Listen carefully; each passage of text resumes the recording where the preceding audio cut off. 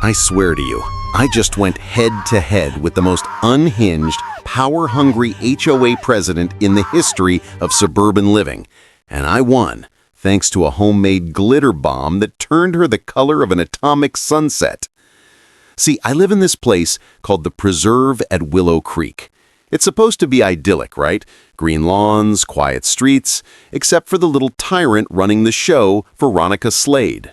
Veronica, or Ronnie as the community called her, ruled our little pocket of suburbia like a hobby dictator, armed with a clipboard and an almost pathological need to control things that didn't matter.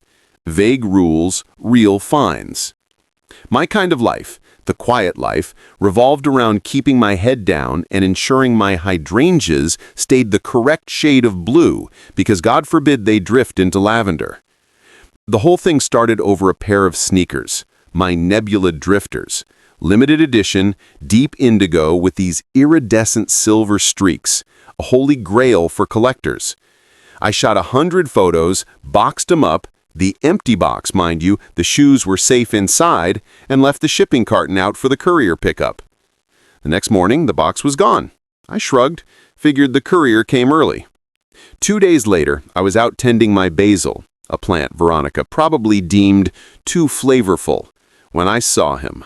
Brandon Slade, Veronica's teenage echo, swaggering down the sidewalk with that perpetual smirk.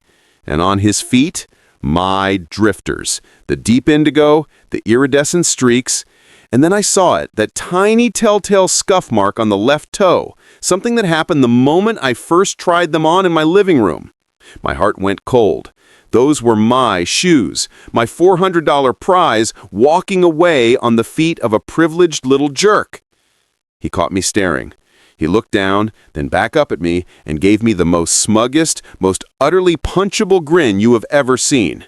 He knew. He absolutely knew. He lifted his foot, admired the shoe like a piece of abstract art, and then winked at me before laughing with his friends. The rage was immediate, a furnace blast in my chest, but I knew the drill. Confront him? He'd cry foul. Mommy Dearest would appear, screeching about aggressive planting. And suddenly I'd be the problem. My old friend Leo always told me, Ethan, don't give them a reason. Don't swing, trap them. So I stood there, basil dripping onto the pavement, and watched my possessions walk away. This wasn't just about sneakers anymore. This was about a bully who thought he could take whatever he wanted, backed by a mother who ran our neighborhood like her own private kingdom. The game was officially on, but I had to be smarter. That meant building a case so solid, so undeniable, that even Veronica couldn't wiggle her way out of it. I started my log, a crisp, new notebook, dark, official-looking ink. The Slade file, I labeled it dramatically. Date, time, shipping confirmation, the scuff mark sketch. It was cathartic. I was no longer a victim. I was an investigator. And the universe apparently thought my file needed more content, because the Slades were just getting warmed up. After the drifters, it was like I had a target painting on my house. An official HOA violation notice taped to my door. My crime? My garden hose was improperly coiled. A $75 fine. Paid it.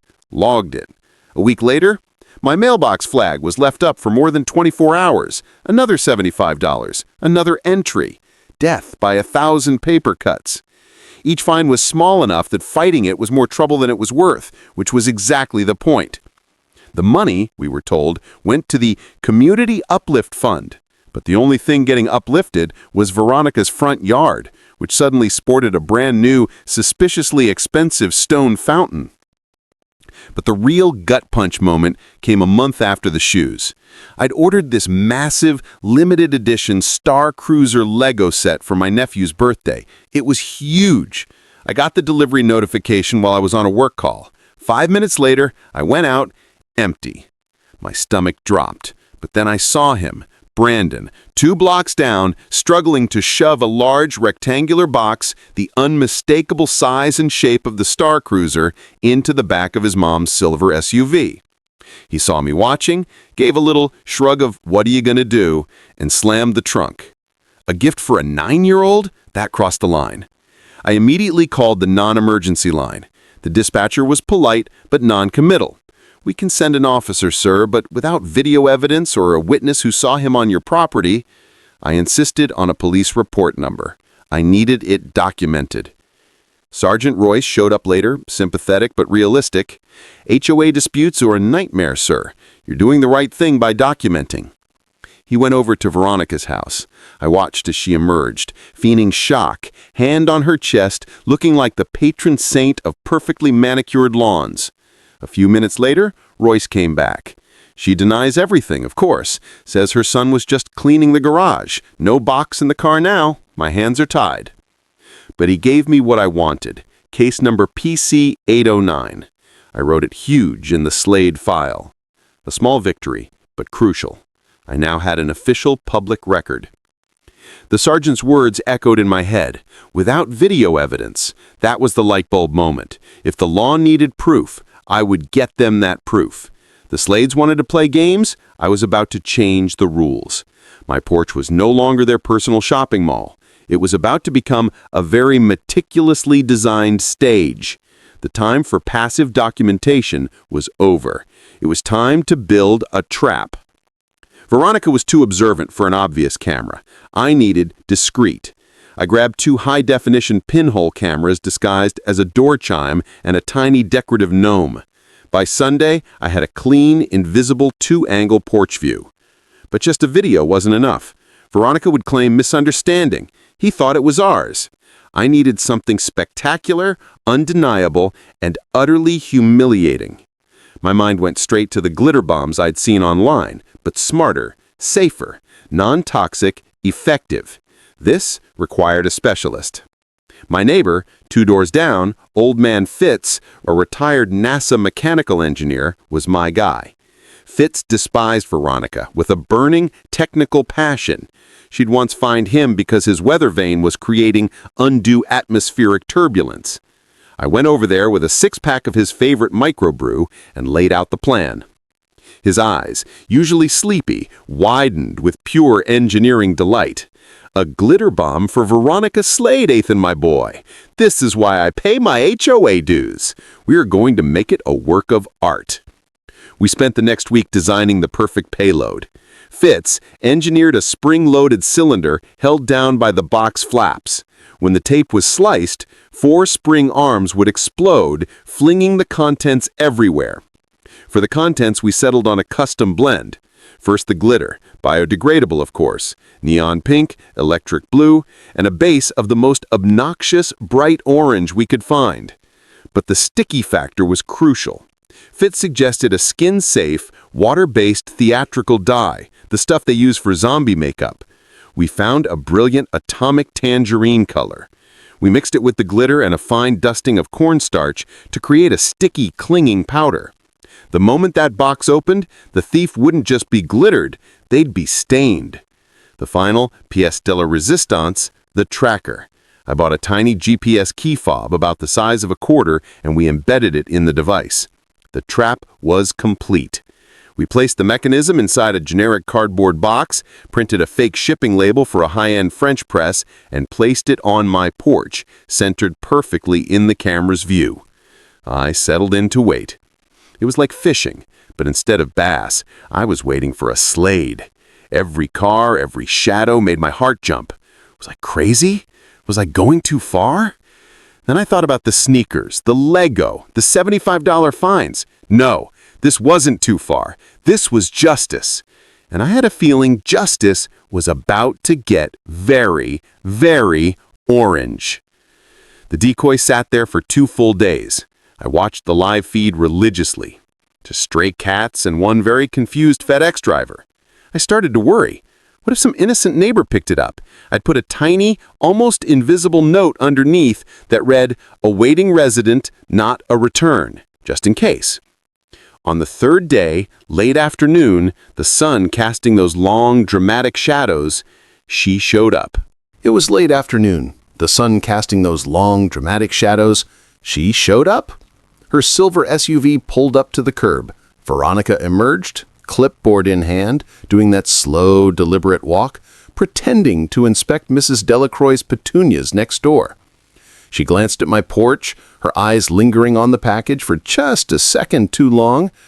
It was the worst acting I'd ever seen.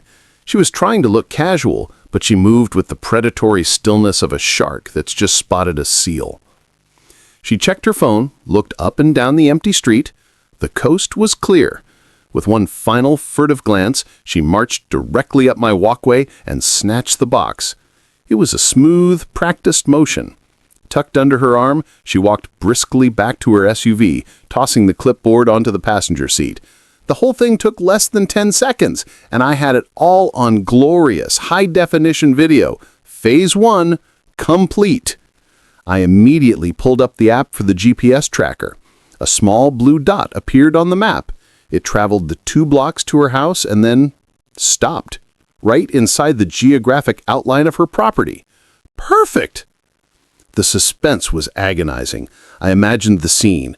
Veronica, flushed with victory, carrying her ill-gotten gains into her pristine foyer. She'd place it on her granite counter, maybe slice the tape with surgical precision, anticipating the expensive French press inside. 10 minutes passed. 15. Nothing. I started to sweat. Did the mechanism fail? And then it happened. A faint, muffled pop sound, followed by a shriek of pure, unfiltered rage so loud I could hear it clearly from across the street. She opened it in her entry. The tracker confirmed it. She burst onto her porch, glowing atomic tangerine and screaming. She wasn't just dusted, she was coated. She looked like a radioactive muppet that had lost a fight with a box of Fruit Loops.